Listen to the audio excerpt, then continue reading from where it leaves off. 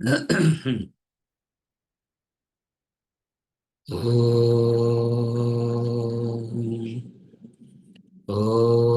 सहना भवतु सहनौ भुनक्तु सह वीर्यङ्करवावहै तेजस्विनावदीतमस्तु मा विद्विषावहै।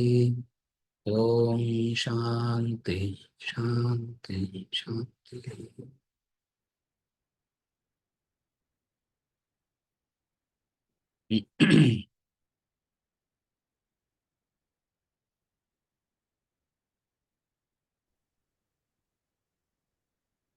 सुकृत क्रियते रामा भोगः पश्चाद्भन्त शरीरे रोगः यद्यपि लोके मरणं शरणं तदपि न मुञ्चति पापाचरणम्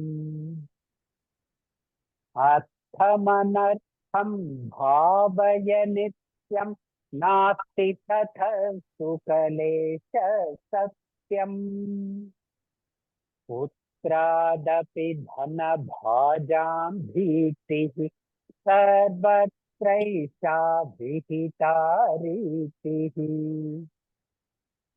प्राणायामं प्रत्याहारं नित्यविवेकविचारम् जाप्य समेत समाधिविधानं पूर्ववधानम् अहदवधानम्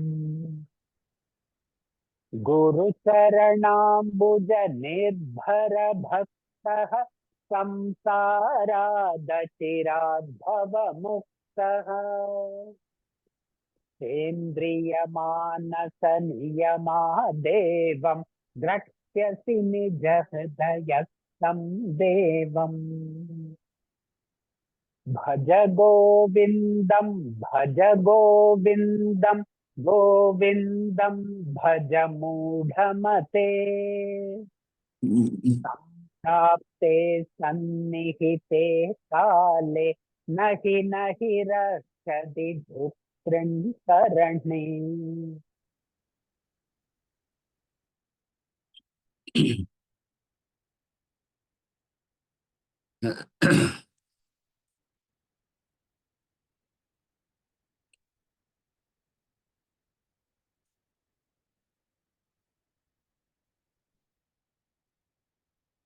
Bhaja Govindam, also known as Moha Mudgara, breaking down the delusion, hammering the delusion.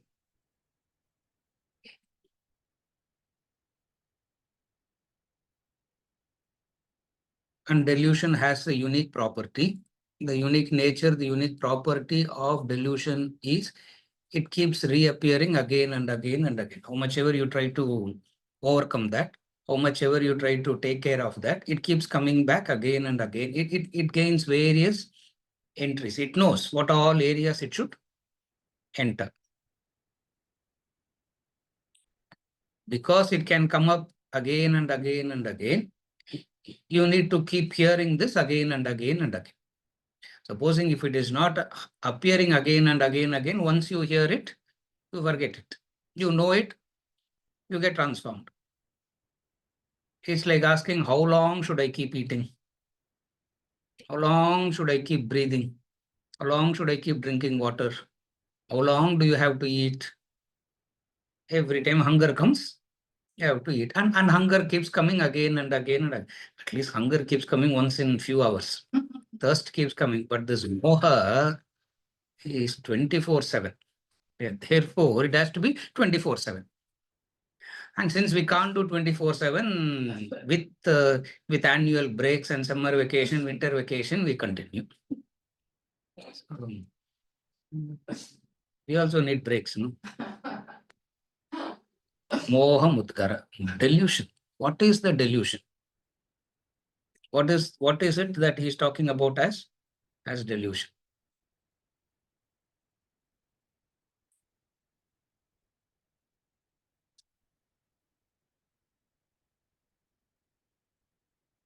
What is there, you don't see. What is not there, you see. That is delusion. Moha. The meaning of the word moha is what is there, you don't see. What is not there, you see.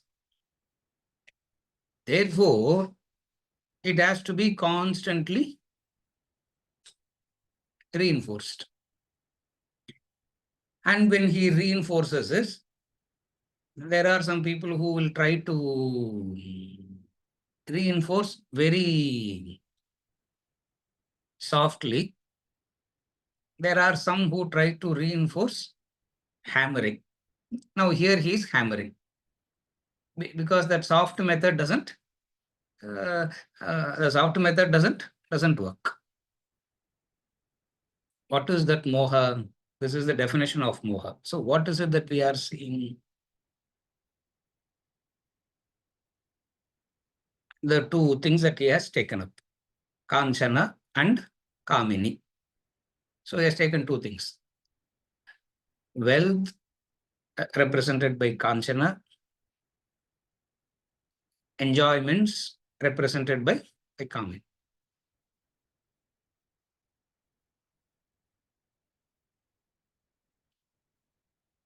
We have been discussing this quite a lot. I don't know how many years we are discussing Bhaja Govindam.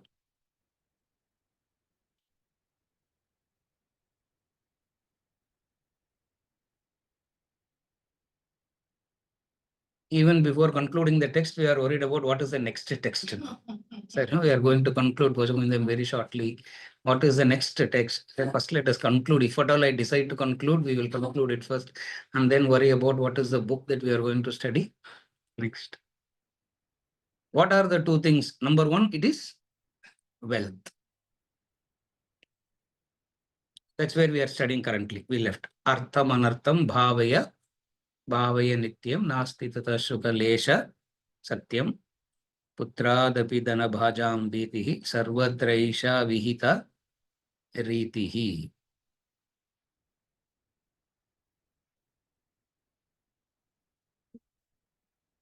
The word vihita means law.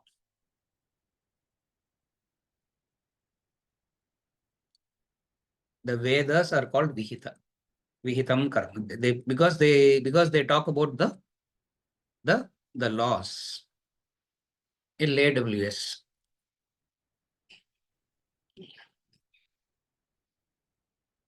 This is how it is ordained everywhere. What is the ordained everywhere? Putrad api dana bhajam ditihi. They start fearing their, to the rage, there is fear even from one's own son.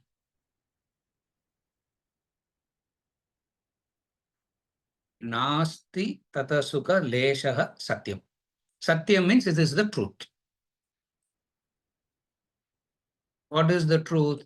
There is no sukham in the wealth.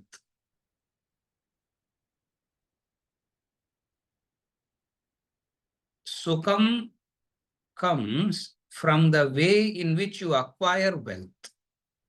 Wealth doesn't have sukham. The way in which wealth is acquired gives sukham.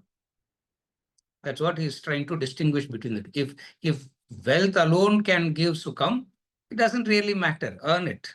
Whatever way you want to earn, you earn. You will be happy. So what he means by satyam is the wealth per se is not the sukham.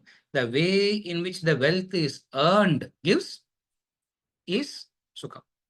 What is the way? That's what we study as dharma. So that's what we keep studying as dharma. So the way in which wealth acquired gives sukham, wealth per se doesn't give sukham. Now, how wealth per se doesn't give sukham is never understood, because our experience says if there is wealth, there is sukham, sir. If there is wealth only, there is sukham. If there is no wealth, there is no sukham. And then there is no this anartham doesn't happen and all. Lack of wealth is anartham. If you have wealth, there is no anartham. That's why it's called delusion. We see something and they see something exactly the opposite. So a lay person says lack of wealth is anartham. The wise person says artham is anartham.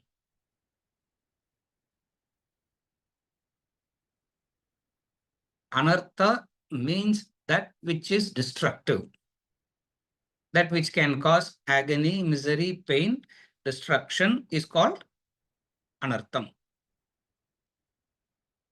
How does wealth gives you that?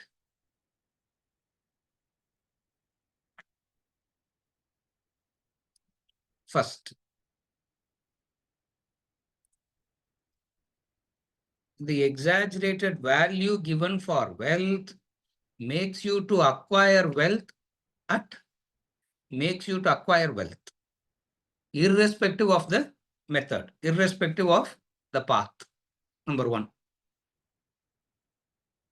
Number two, because of this exaggerated value, and also it is so difficult to acquire wealth, you turn very possessive over it. Acquisition is difficult. Saving what you have acquired is more difficult.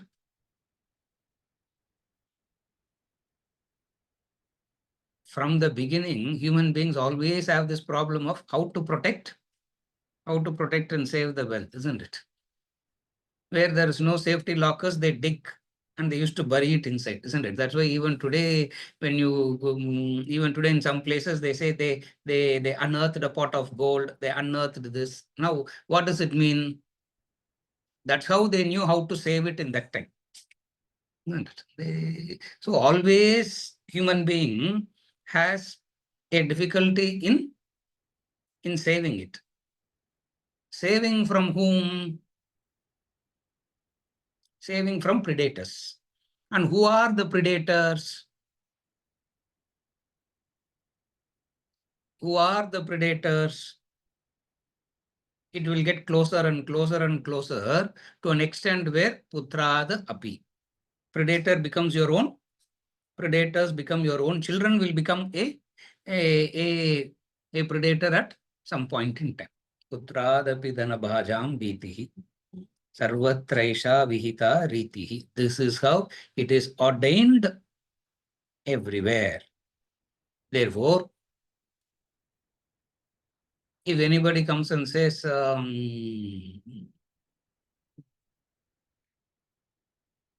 wealth has no meaning, that person doesn't know what he's saying. Somebody comes and says, wealth is meaningful. Again, it is a delusion. Saying wealth has no meaning is delusion. Saying wealth is at most important is also delusion. So that's why wealth causes anartham. Putrada bhajam bhitihi.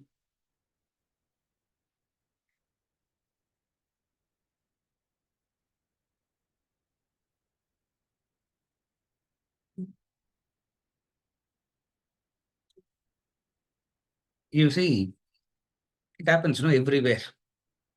How much of fight, how much of quarreling happens over wealth.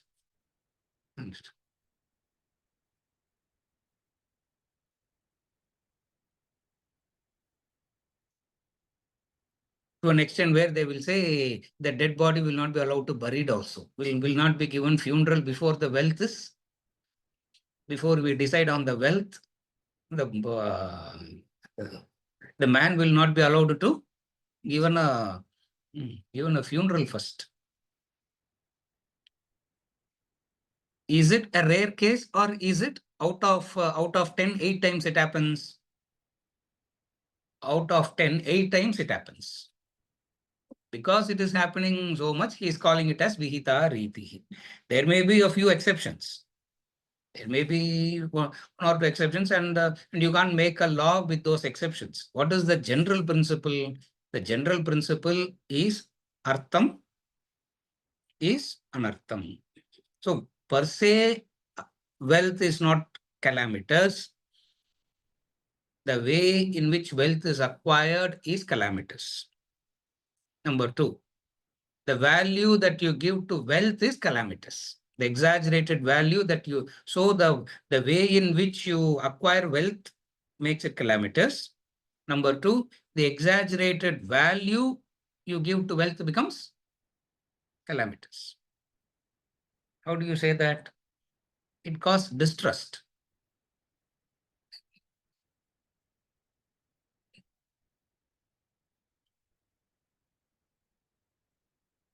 You are living in a hut, you won't bother about having a door. Isn't it? You are living in a hut, you won't even bother about having a door.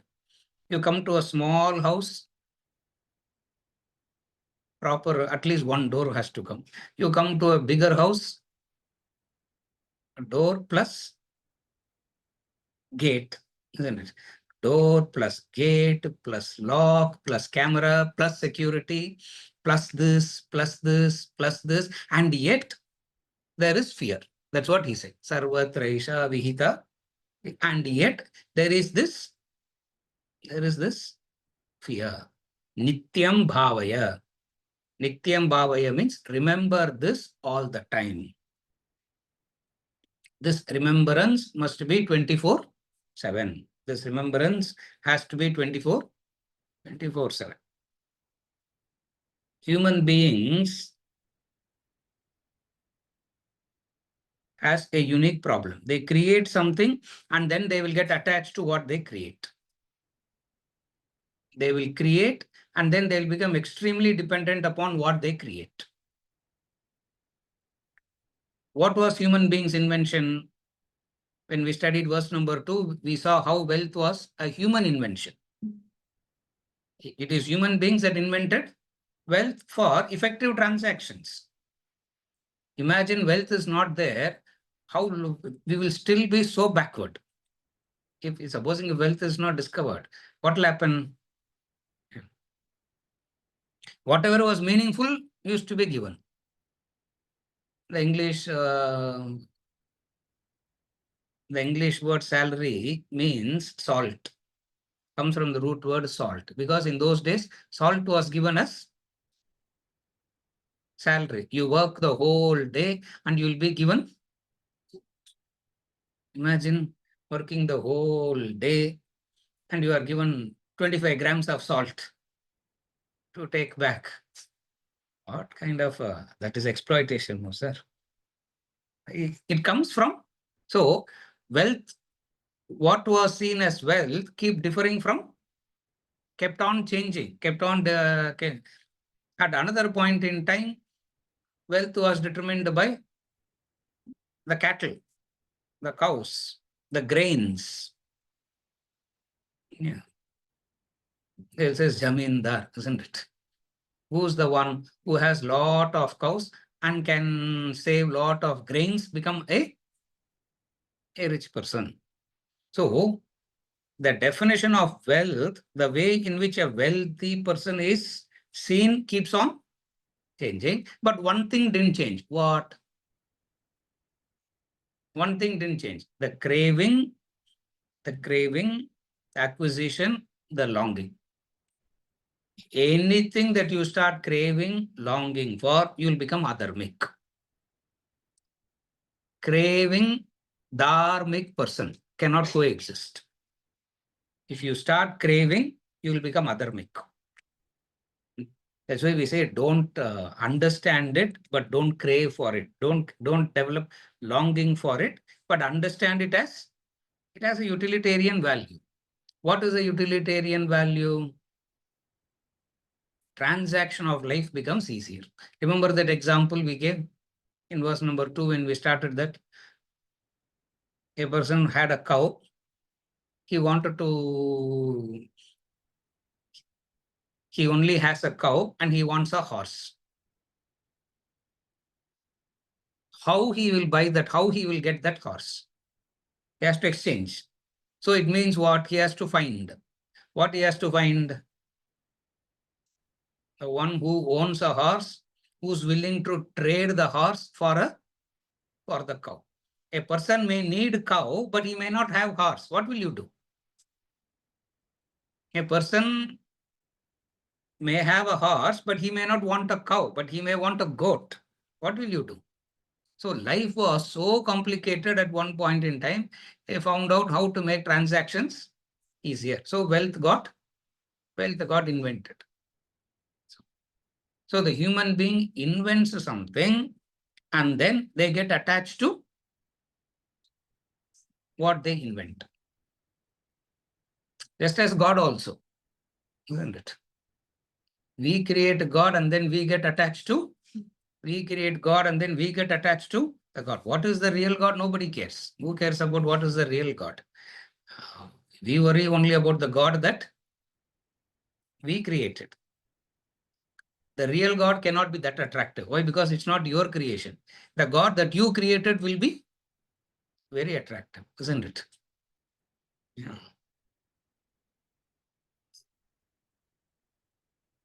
Lord Rama from Valmiki Ramayana will not be attractive. Which Rama will be attractive? Yeah. Which Rama will be attractive? Political Rama will be very attractive. The Rama that can create politics will be very attractive. But the Rama of Valmiki Ramayana is not at all attractive. Because what can you do with that man there? Yeah, because he is constantly talking about dharma, dharma, dharma. Each and every word of him is only dharma, dharma, dharma. And our Rama has got nothing to do with. Yeah. Maximum adharma becomes our. So even there, we get attracted to what? We create something and then we get attracted to what we create. We create something and then we get attracted to what we create. Now, what is the right thing to do? What is the right thing to do? The right thing to do is to understand it rightly.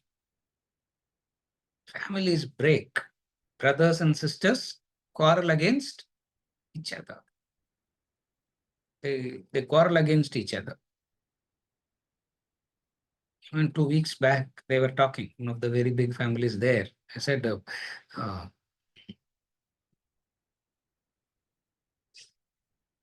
ready to murder? Ready to murder each other. But sir, the stakes are high, sir. The stakes are high. What is high? I don't know, whatever is high. And I asked them, what are the stakes? And when they told me that stake, I was ready to actually take one person's side and said, let us share. I will tell you how to do that, but then I must get what is my share. And then that deal didn't work out. Amit, collaboration didn't work out. I said, okay, if my deal doesn't work out, then it said, no, sir, you are too much, they said. I said, what? How much percent? I said 80-20. 80 for me, 20 for you, I said. He said, no, 20 for me, 80 for me. And I said, no, this deal doesn't work out. I'm not interested. The stakes are high, ready to, the artham has become anartham. Now, why that man created this artham, this wealth for? So that there will be unity, there will be joy, there will be happiness, isn't it? See, the wealth was created with what? Yeah, wealth was created for what intention? For this intention, isn't it?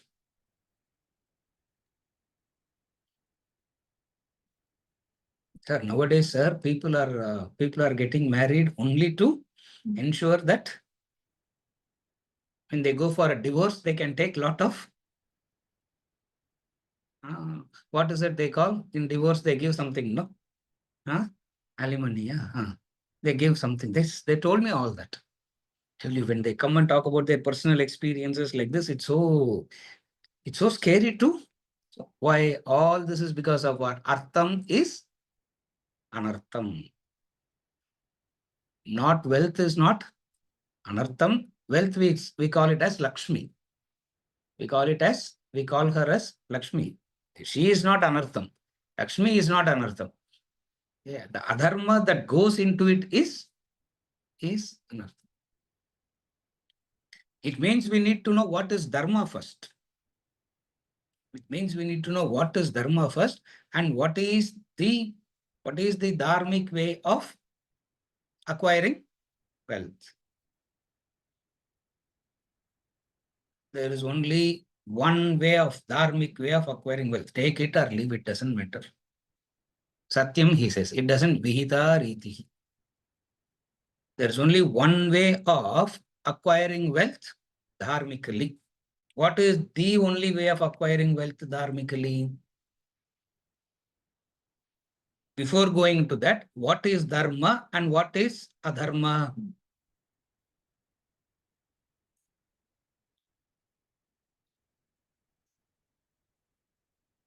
Ram Subramaniam, write it down. Paradharma equals adharma. Take it or leave it. Who cares? This is the law. Paradharma equals adharma. You take up a paradharmic activity, and whatsoever you earn out of that paradharmic activity becomes adharmic by nature. This is not at all acceptable now. They say, no, this is not acceptable. For everybody should the first earn as much as you can, and then do whatever you want. Appuram prashithallam panni we can offset all that, sir. But first earn. Whether you like it or not, Krishna in Bhagavad Gita has told one thing very clearly. The entire Bhagavad Gita, if you want to summarize in one as a formula, as a Brahma Sutra, if you want to summarize the entire Bhagavad Gita as Brahma Sutra formula, you can call it as Paradharma is Adharma. For Arjuna wanted to move away from his Dharma. He said, you come back. It means you need to know what is your swabhava, and you must restrict yourself to that. You must restrict yourself to that swabhava, and whatsoever comes from that swabhava, you must learn to be content with that, which is what he said in verse number 2 of Bhaja Govindam. Verse number 2 of Bhaja Govindam, we started in previous Janma, isn't it? Last week, what we spoke, yesterday only we don't remember. How do we remember what we started in last Janma? Mooda jahihi dhanagama trishna, purusat buddhim manasi vitrishna, yellabase nija karmopatam, vittam tena vinodaya chittam. Correct? That is verse number 2. Nija karma. The original karma. As though there is something called Nija karma badala, as though there is something called opposite of that also. What is that? That is the, so when does artha becomes anartha? The wealth that is acquired through paradharma becomes anartham. Venkat, no questions will be entertained on this statement. Huh? Tell that to Amit. Tell him that. No questions will be entertained on this statement. Illana, how do you understand what is artham and anartham? Otherwise, how do you understand what is anartham? You can't say dharmically means in a righteous way. What is righteous way? Who defines what is righteous? There is the method. Who defines what is righteous, what is unrighteous? Who can tell you that? The Shastras have said it very, very clearly. The Shastras have said it very clear. What is it? Anything that is earned outside of your Swadharma becomes anartham.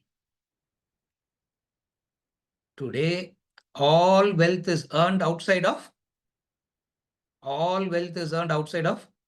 Swadharma only. Why? Because the way in which the field of activity is chosen based on what? See, wealth comes through activity. Carefully follow the sequence. Amit, wealth comes through an activity. No, sir, from father-in-law also it comes. So from lottery ticket also it comes. Well, for that also you should have done some activity, no? Some punya karma you should have. Yeah. Srikant, correct, no? Rich father-in-law na nariya punyam pannirukanu, isn't it? Yeah, I don't know. whether you have done that punya or not.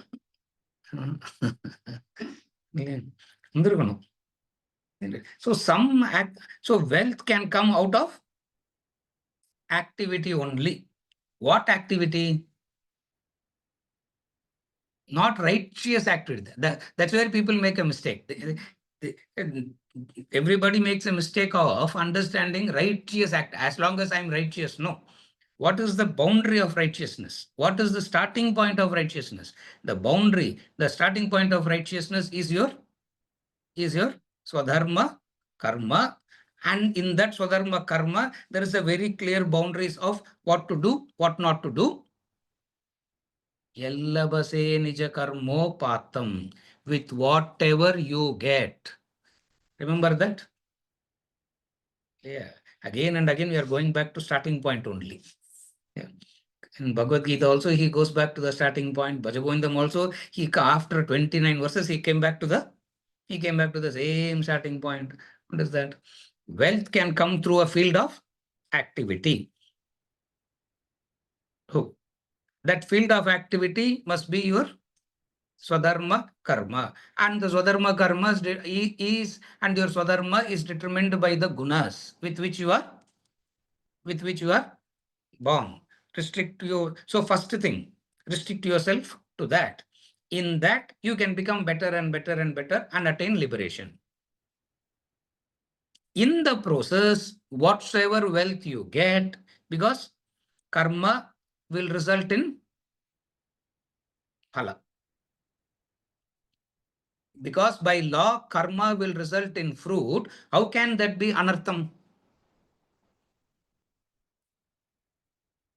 But lay person doesn't have all these complications and all. Why are you complicating it, sir?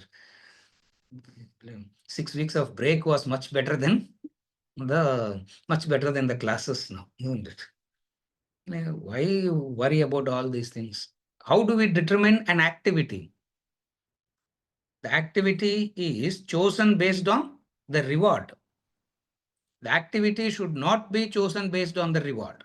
The activity should be chosen based on your nature. If you are doing an activity based according to your nature, the doing itself is so satisfying and your mind won't get tempted to do anything other by nature.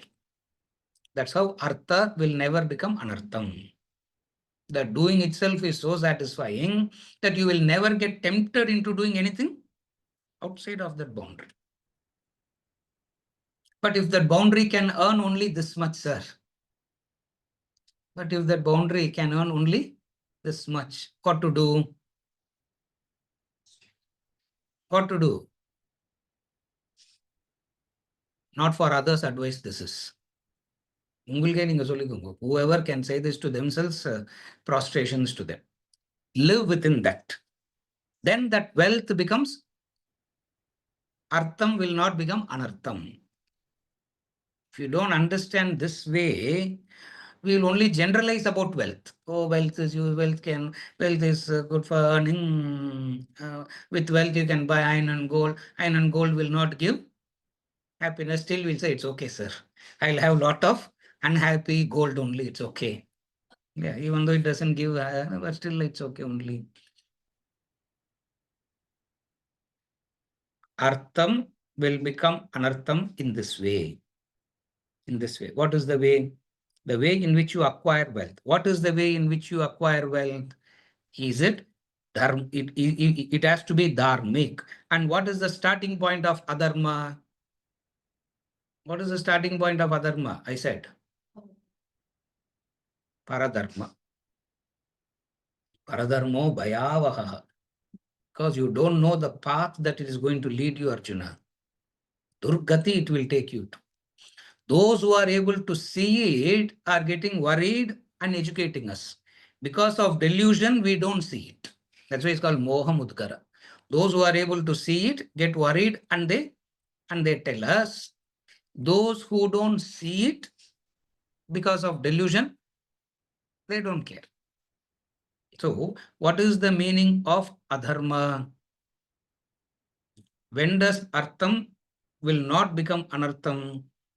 Stick to your swadharma. And whatsoever that Swadharmic activity can give you, be content with that. Yellabase nija karmo patam. Vittam tena vinodaya. Be content with that. People misunderstood it as whatsoever you have, you should be contented with it. How can you be content with whatsoever you have when you are looking around and comparing? When you're looking around and comparing, how can you be content? Remember that example we gave? There's nothing in wealth, there's nothing in wealth, there's nothing in wealth. The person understood all that after 1.5 hours of this therapy session. There is nothing in wealth, there is nothing in wealth, there is nothing in wealth. He comes out of the therapy session and then he sees another person coming in BMW car for therapy. Where will the mind go to? Where will the mind go to? The BMW only. It is better to come to therapy with BMW car than walking and coming, sir. Isn't it?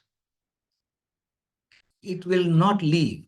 That's what he says. It will not leave. Therefore, get rid of the wealth. Though those who didn't understand it, they thought they should be gotten rid of the wealth. There are people who say, oh, he doesn't touch wealth at all.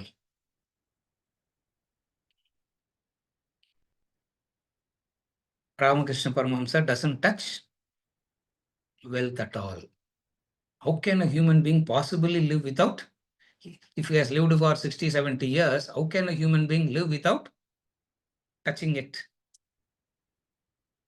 Number two, what is wrong in touching it? What will happen if you touch it? Isn't it? People say, oh, he kept a gold coin under his pillow, he couldn't sleep. Isn't it? There are other metals in the room that he will not be affected by. There's another one metal, gold comes in, he gets agitated, is it? Oh, hearing all these stories, we get such a wrong understanding about what is. Another person will come and say, he has never touched money. He will only tell the disciples to take it. Yeah, he will not take it, but the disciple will take it. Yeah. Or keep one cash box in front and say, put it in the. What difference does it make? Are you able to follow? That is not the way to deal with artham and anatham. What is the way to deal with it rightly? The way to deal with it rightly is the wealth that you have should add up to your satisfaction. Wealth should not give you satisfaction. You must be satisfied already, and the wealth must add up to your satisfaction. Then that wealth will not produce anartham. If you are dissatisfied and then assume the wealth is going to give satisfaction, then there is a problem. If you think you are dissatisfied and the wealth is going to add up to that satisfaction, and how much ever wealth you have, that wealth will not give you satisfaction. Why? Because the root of it is dissatisfaction. When the root of it is dissatisfaction, the grossest of thing, wealth, cannot give you satisfaction.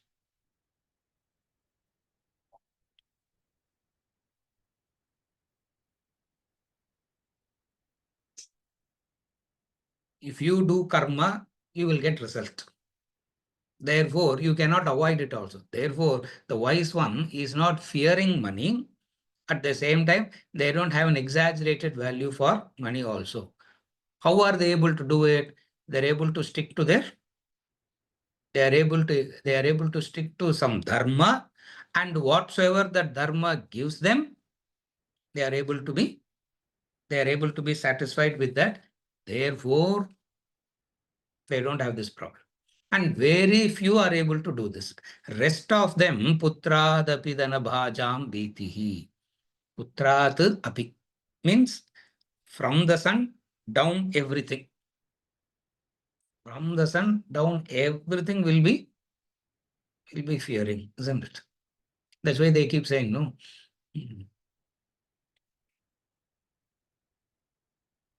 Great Supreme Court have to give an advice. What? Don't give your wealth to the children before you die. Supreme Court has to give advice. Putra dapi dhanaba, because you give wealth, what will happen next day? Yeah, you will be thrown out because you are a burden.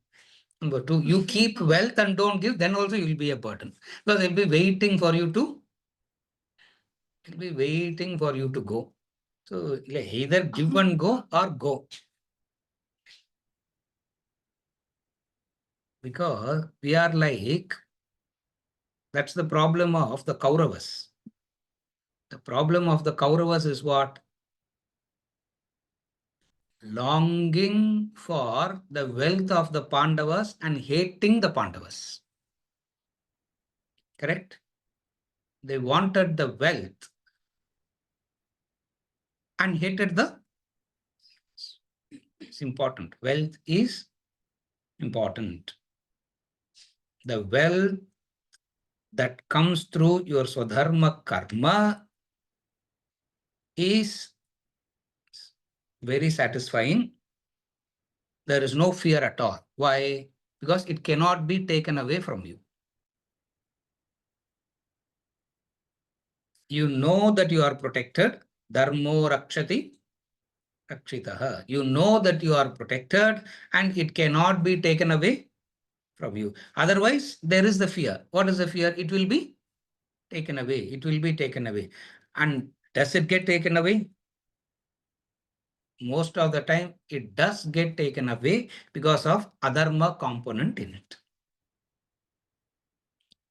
Lastly, when Yama comes, one person you cannot avoid coming is Yama. You can avoid everybody else, isn't it? One person about whom you have no choice is Lord Yama, isn't it? And when he comes,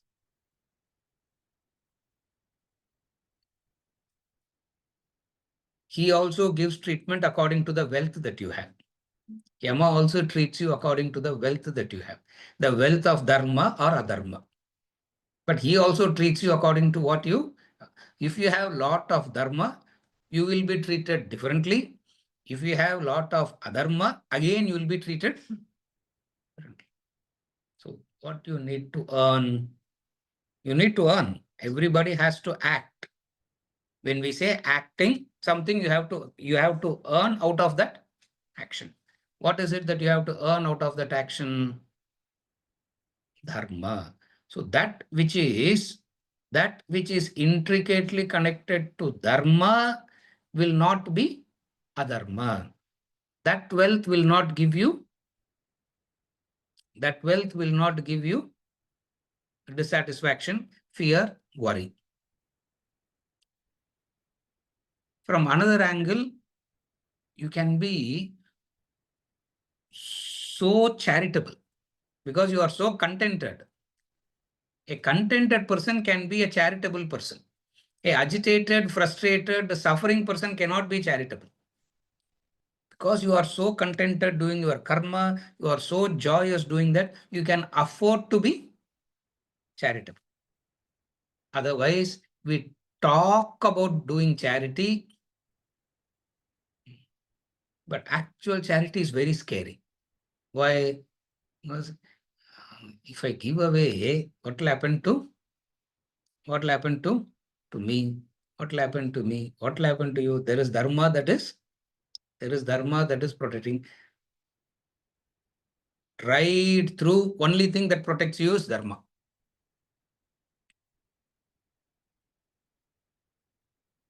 In the language of bhakti, we call it as God protects you. In the language of karma, we say dharma protects you. In the language of jnanam, we will say knowledge protects you. Dharma, jnanam, God, all must be seen synonymously. All are synonymous by nature, but according to the swabhava of different people, different words will be used. Are you able to follow? Acquiring wealth in this manner, there is no problem. Sarvatraisha Vihita Ritihi. That which was invented to make life comfortable has become the source of discomfort. Look at the end result of it. The wealth was discovered to make life comfortable. Isn't it? Poor people fighting is understandable. Rich families also quarrel. That's why they say stakes are higher. What difference is stakes are higher or lower depends upon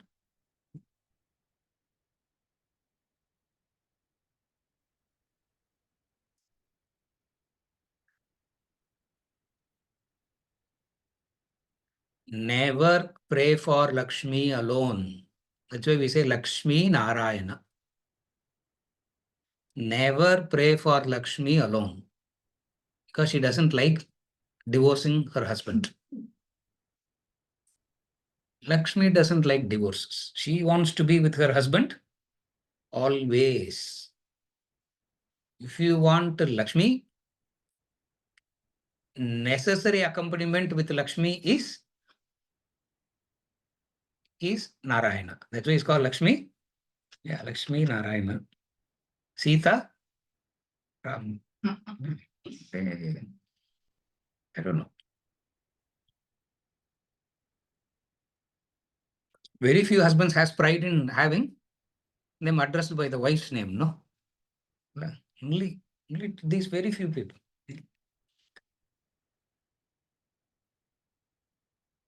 Lakshmi Pati, na? Yeah. They like to address themselves as the wives, using the wife's name. Lakshmi is that. Therefore, you need to don't worship Lakshmi. If you have to worship Lakshmi, you have to take Narayana along. Yeah.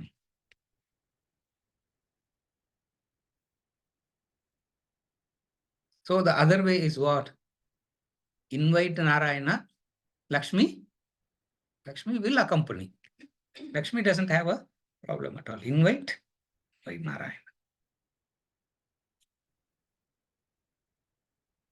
Invite him. Hrischate Lakshmischa Patniyau. Purusha Sukta. The Vedic prayer. Hrischate Lakshmischa Patniyau. They will be there waiting. She is waiting.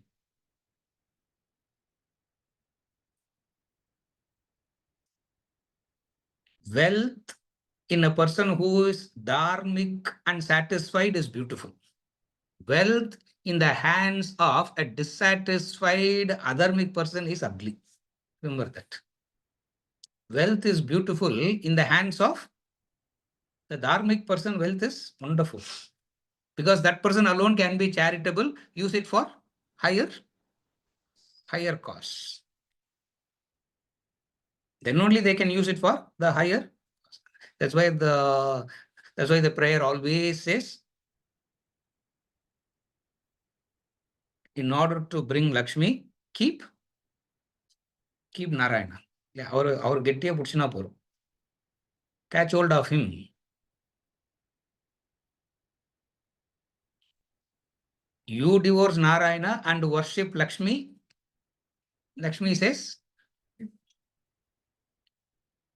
you will not even exist in her dictionary.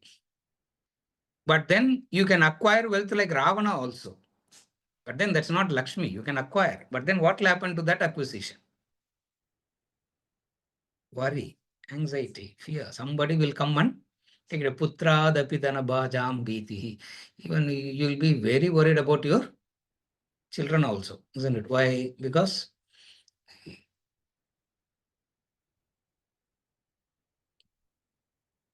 you earn so much for them. You acquire, citing whom as the cause for your acquisition from another angle. Everybody is acquiring wealth, citing whom as the reason. Everybody says, sir, personally, I don't need it, sir. It's only done for For children only, sir. For the family only, sir. Me alone, no, I don't need anything. Shankaracharya will feel very inferior in front of you then, isn't it? Shankaracharya will feel, oh my God, how come everybody can be so detached? When I struggled so much to get detached, how come everybody is born detached like that? He will be thinking. Isn't it? So everybody says, I don't need it for myself per se, but everything is done for the sake of, and then you fear them only. That's what he says, moha. This is what is called moha delusion. Not for them, sir, for my future. Because medical expenses are, yeah.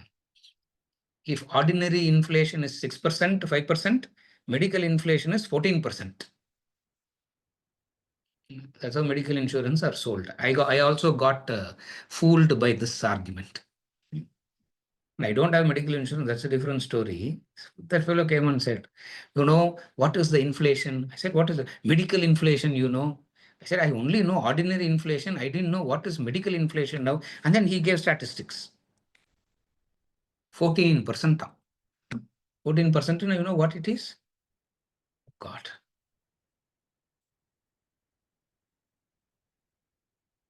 I am saving only for all this. I am saying only for that, sir. Because in future, I don't want to trouble them. In future, I don't want to trouble them. Therefore, I am saving for my own future. If you are really that concerned about your future, what should you save? Dharma. If you are that concerned about your future, and if you are that concerned about the future of your family, the kids, what should be that? It is dharma. That's why of the four purusharthas, dharma, artha, kama, and moksha is a chaturvida purushartha. The human beings have four purushartha, means the goal. Dharma, artha, kama, and moksha. Artha kama is the drishtanta pursuit. Dharma and moksha is adrishta type of pursuit. So the dharma which is adrishta must support the drishta. This is the law of life. The invisible supports the visible. The invisible root supports the visible tree. The invisible foundation supports the visible building. Isn't it? Because it is invisible, people don't see it.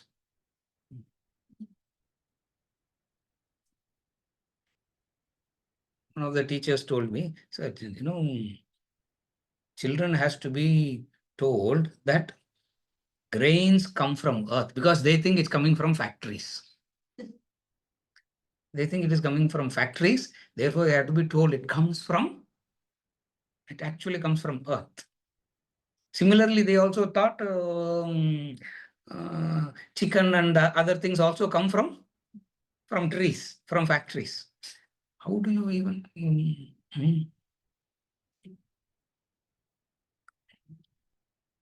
follow? The invisible supports the visible.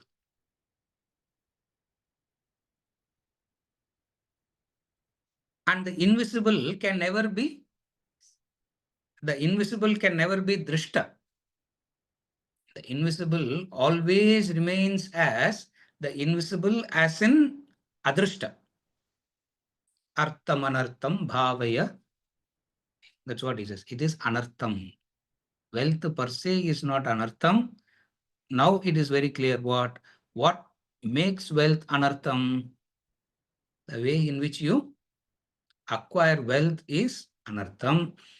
And what is the way in which wealth has to be acquired? Swadharma karma or paradharma karma. If it is acquired in Swadharma karma, there is dharma in it. Because Swadharma is dharma. How can you say that Swadharma is Dharma?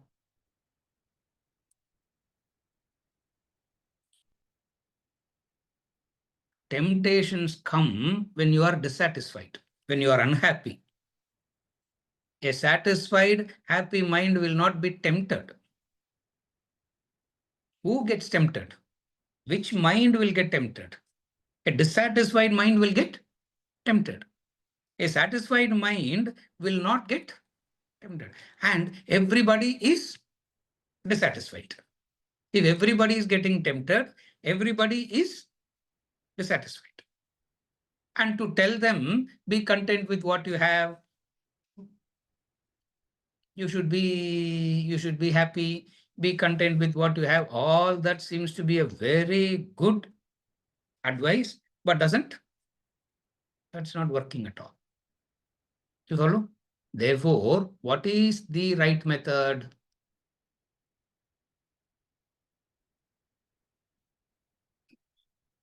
Be careful about the way in which you acquire wealth. If everybody is satisfied doing what they are doing, more or less, the temptations will be less. When temptations are less, adharma will be less. What makes a person turn adharmic? Temptations.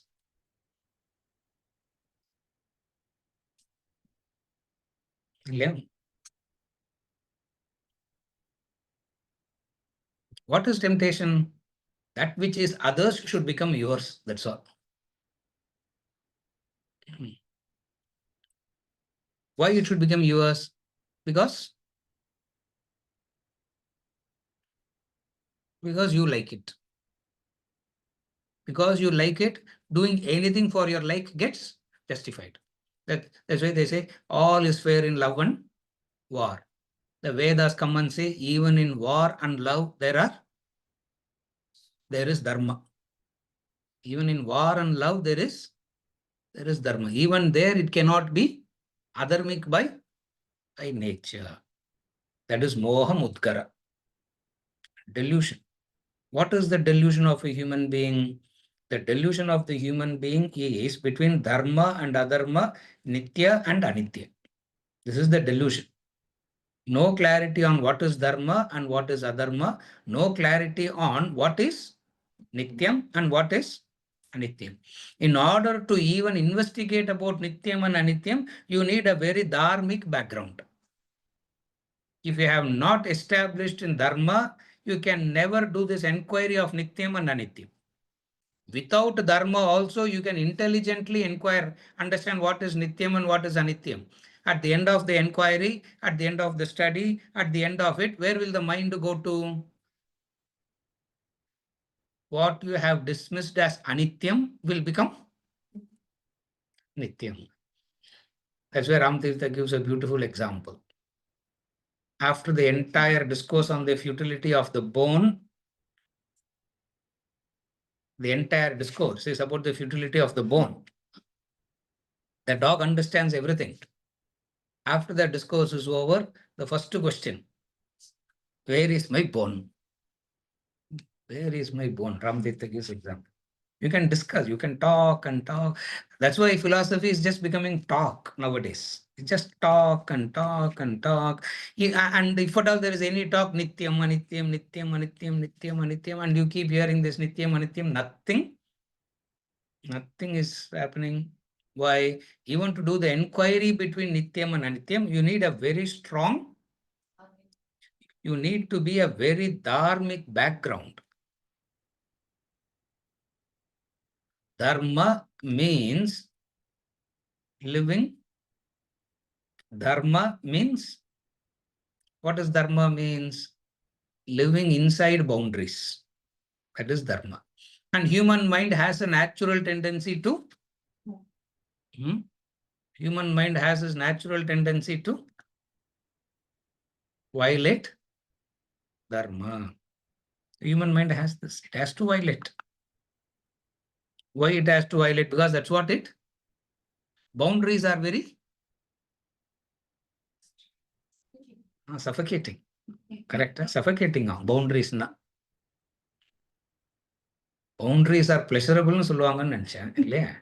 I thought somebody will say boundaries are pleasurable, boundaries are likable.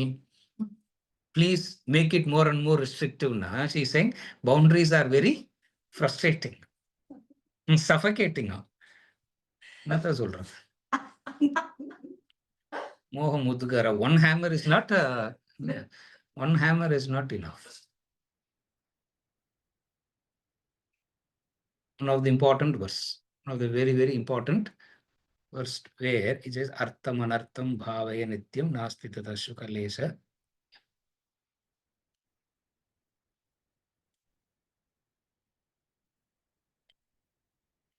You work for their welfare and worry about them disturbing you. What is that? Isn't it? You work for their welfare and fear them. Whole lifetime you work for them and then you fear that sarvatraisha vihita ritihi. Sarvatraisha vihita ritihi.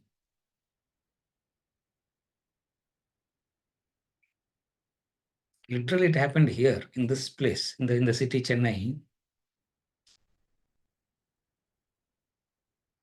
You know, they take they take turns to keep the parents. No, what a stupid thing to do. Taking turns to keep parents. And they take turns. So 6 months there, 6 months there, 6 months here, 6 months there. Like football, they keep going all around the place. There's a big fight going on as to keep all that. The other fellow said, they have sent me to some place on deputation for my, and it is very, very important for my career growth. Therefore, I can't keep the mother with you only. After I come back, 1 year I will keep. Big fight going on.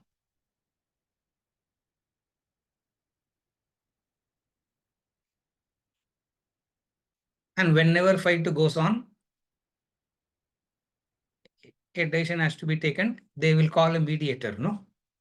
They'll call a mediator. Yeah.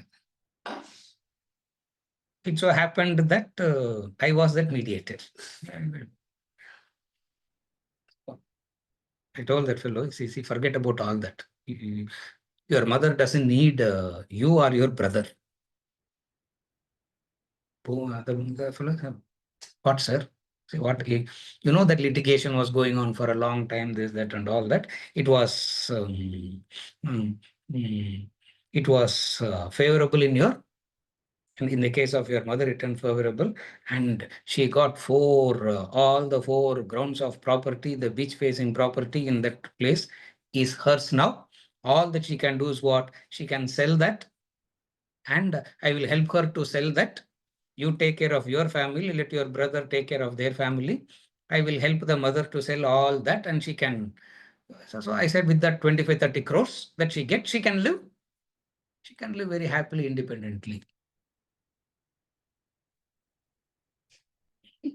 Next day, the mother became worshipful mother. I tell you, I just lied. Huh? It was utter. It was just a lie.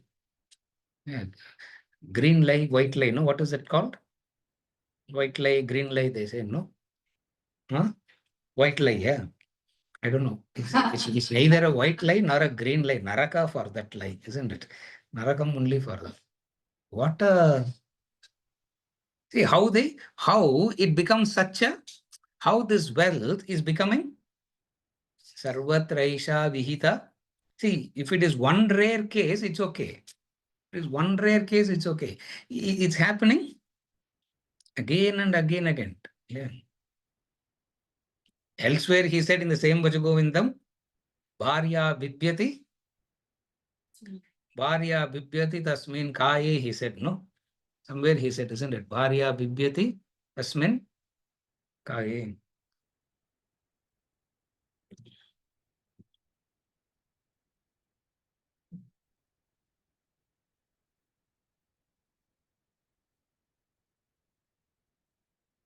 Utility The usefulness should come from dharma.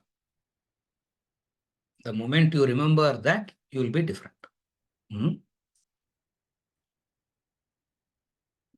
The moment you remember that your protection doesn't lie in wealth, your protection lies in dharma. You can't violate dharma and go to God for protection. You can't violate the law and seek protection from God. That will not happen. And most of the people think what? Go to God and God will protect. Finally, God has to forgive, no? He's saying God has to forgive. As though it's a condition, isn't it? God has, will God forgive is a question, isn't it? God has to forgive. Now he's making a law now. What should God? Why? Because God is loving and compassionate. I said, the loving, compassionate person alone can punish. Yeah. And the compassionate person's punishment is unbearable. A weak person will also punish very softly because he himself is weak. What punishment that fellow can give? And punishment from the compassionate person. If a truly compassionate person start punishing you, that punishment will be unbearable. That's why the punishment from God is always unbearable. Because who's actually compassionate? Genuinely, God is compassionate.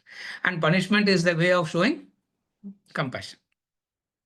Forgiveness is not punishment. You violate the law, you violate the law, this is what will happen. This is what will happen. And what is dharma?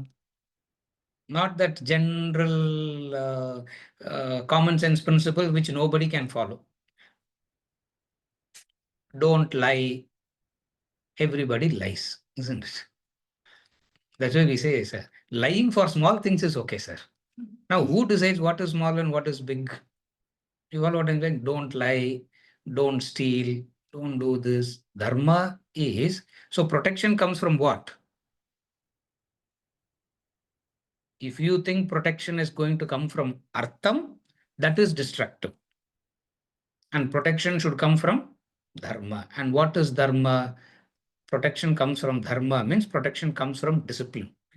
Discipline means, what is discipline means? Living life according to the law. That is called the life of discipline. Nityam bhavaya. Remember this always. Remember this all the time. Never assume that you can violate the law and you will be protected. You violate the law, you will be. Who determines the law? We all can't get together and say, I make my law. That's what human beings started doing. Human beings started doing what? We make our law. You make your law. You can think you can make your law. But there is this adrishta. There is this invisible. There is this thing called dharma that time and again comes and tells us what? Human being as you are helpless. That helplessness is very frustrating. Human being as a human being is very helpless.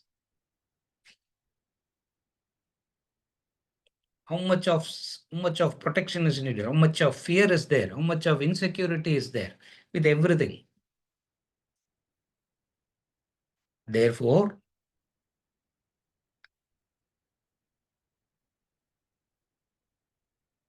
what is essential should not become anartham. The wealth that is essential should not become anartham.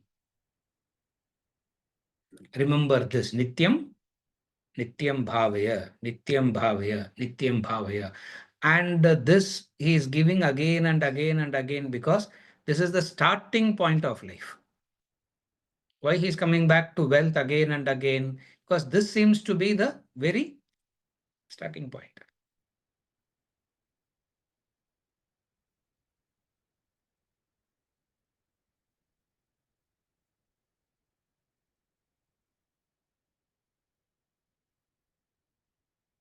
On paper, education is to make a human being better. In practice, education is to make a human being better. Correct. Physics and maths will make you a better human being. Physics and math and law and sociology, I don't know what all that will make a human being better. Education is to make a human being better. Skill is to earn money. Education is different, skill is different. Skill is what you use to earn money. Now that skill itself is replaced as knowledge.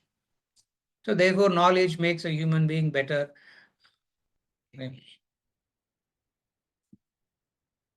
Few years back, I said this. One of the fellows said, no. First, I'll say it in the way that fellow said it in the local language, then I'll try to translate it in English. That fellow said, Naba, அவ்வளோ படிச்சுட்டு தப்பு பண்றாரு, he said. Having studied so much, how can that person make a mistake? I said, what did he study? Math and physics he studied. And math and science is studied for what? Math and science is studied for what? Huh?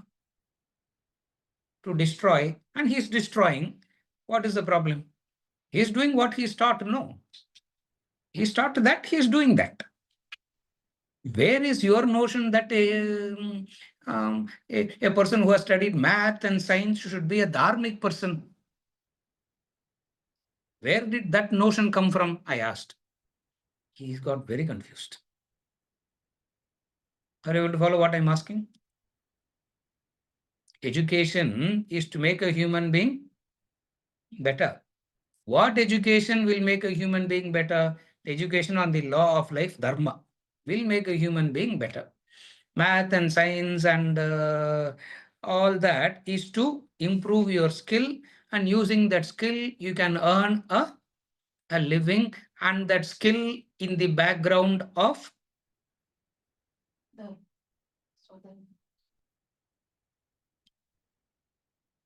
frightened, agitated, skillful person. What will he do?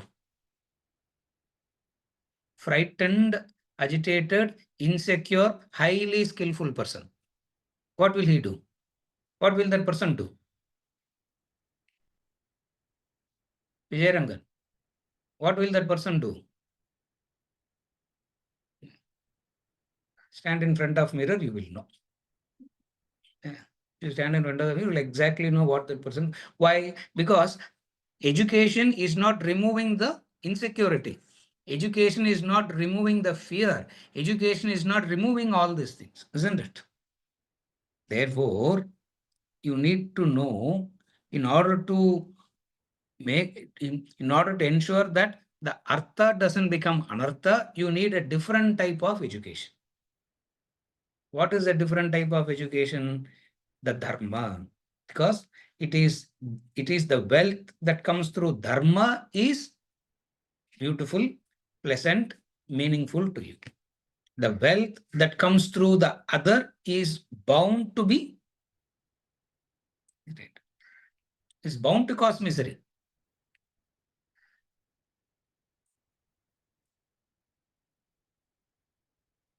In case if I didn't know all this, sir, what will I do? That is the audience who's listening to this, isn't it? In case if I didn't know all this and we are in this, what do we do? What do we do now? Something can be done even now. Develop the conviction on dharma. Develop the conviction on dharma. Don't look at the utility value for dharma. Immediately don't ask what do I do. Don't ask what do I do. Develop the conviction on dharma, and this conviction on dharma is going to protect you. Otherwise, it is otherwise it is meaningless talking about these things. Why is it? Why it is said? You can develop a conviction in dharma. Imagine a few developing a conviction in dharma, because we are going to come back again and again. And when we come back again and again, we'll come back in such a dharmic way, we'll come back, you would have done such a great service to yourself and to the society around. Otherwise, why do we talk about this again and again and again? Therefore, the problem is not with the wealth, the problem is the way in which the wealth is acquired. Lastly, human beings have this basic problem of comparison. Human beings has this basic problem of comparison. Remember that example? He went to the therapist. The therapist said, you have the eye, you have the nose, you have the hands, you have the legs. Can't you be happy with all that? He came out and he saw the man getting out of BMW also having eyes and hands and nose. He says, what? I also have that. He also has it. Plus BMW, you know what will happen? Yeah. So that comparison, human beings will compare. Why? Because human beings is the awareness of themselves and the awareness of environment around is very high in a human being. The awareness about themselves and the awareness about the environment is very high. Therefore, helplessly they will end up comparing. That's where knowledge is required to ensure that no need to compare. That's why this education of dharma, swabhava, swadharma, etc. is essential not to compare. If this knowledge isn't there, you'll end up comparing. Remember this, sometime back we gave this example. Two sister cows will not compare. One sister cow will not look at the color of the other sister cow and say, she is more beautiful than me. When I am black in color, why is she white in color? I don't know, whichever color, I don't know what color is beautiful, what color is ugly. I really don't. They will never compare themselves like that. Neither will two cows compare themselves about this. When I am giving only 4 liters of milk, how come she is giving 6 liters of milk? Why? The self-awareness and the environmental awareness is less. Therefore, comparison doesn't happen in them a lot. But they also want to live. They also want to survive. Somehow they also want to live. Somehow they also want to survive. They also do like us only. But human beings has this, which is the blessing of the human being. It's the blessing. And that blessing that a human being has, the Shastras know how to guide it properly. That's where the dharma and all, etc., comes from this angle only. The study of dharma, everything becomes meaningful from this perspective. Why? Because it's very important to understand this. Opposite of this, you go and tell a human being, don't compare. Why are you comparing? Be content with what you have. All this doesn't. All this is very nice to hear, to give as a discourse to somebody, but then comparison will continue simultaneously.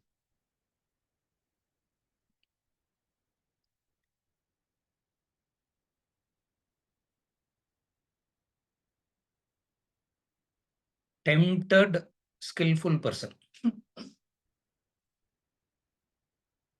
Ravana it is. Yeah, Ravana it is. Dharmic, skillful person, Rama.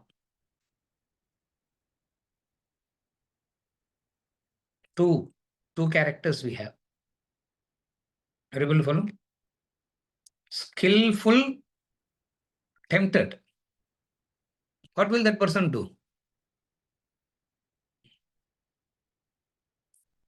He takes bribe and does the job rightly, sir.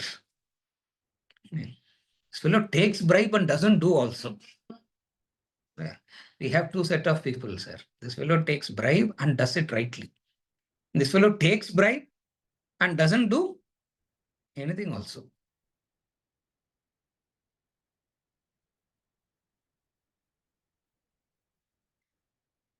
The skill is used to fulfill the temptations. That's adharma. The skills are always used to fulfill the temptations. That's what is called lack of intellect. This is called lack of buddhi.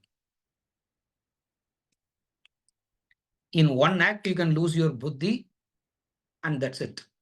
In one act, the buddhi will be gone, and you will come crashing down, only to start all over. You follow what I'm saying? Skill is very important, and that skill will acquire, and the skill will give you wealth. No problems. Again, I repeat, skill will give you wealth. No problems. The hidden thing is the problem. What is the hidden adrishta invisible thing here?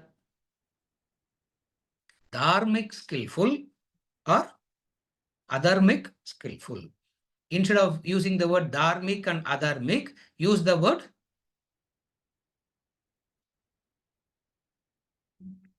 tempted skillful equals what? A person who doesn't get tempted, unskillful. To both the person, skill will give wealth. To both the person, skill will give wealth, where one will sit with that wealth joyfully. Other will sit with that wealth miserably. Yeah. Two birds, the Mundaka Upanishad says, two birds. Dvasu Parna Sayuja Sakaya, two birds. One of the magnificent metaphor. The Upanishad Mundaka gives two birds. One bird, both the birds are sitting on the same branch, that's going to collapse. One bird is sitting joyfully, another bird is sitting in misery. What is the difference? It has the skill to fly. Other bird also has the skill to fly, but it will be weighed down. It cannot fly. The adharma just weighs it down. You follow what I'm saying? Therefore, skill will result in wealth. That's not a problem at all. Artham and artham. If you don't understand it rightly, this is the right value for wealth. With this, we'll conclude the discussion about wealth. Apara Antaranga Bhagiranga will start next week. Wealth, skill will give wealth. It's not a problem at all.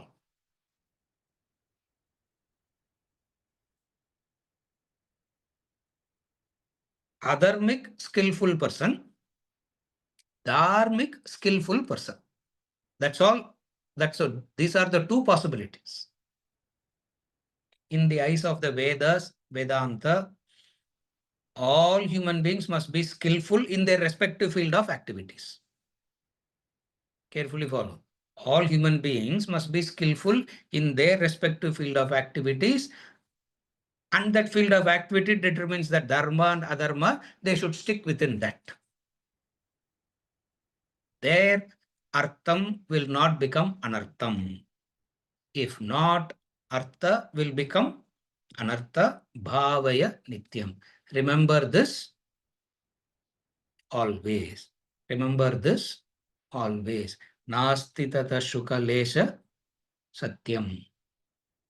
It's satyam it is. No sukham at all, even bit klesham, even a little bit of sukham is not in this, because it is backed by adharma. What is implied is adharma is within brackets, implied here. Putrādapidana bhajam bhītihi sarvatraisha vihita ritihi. Vihita means this is how it is ordained everywhere.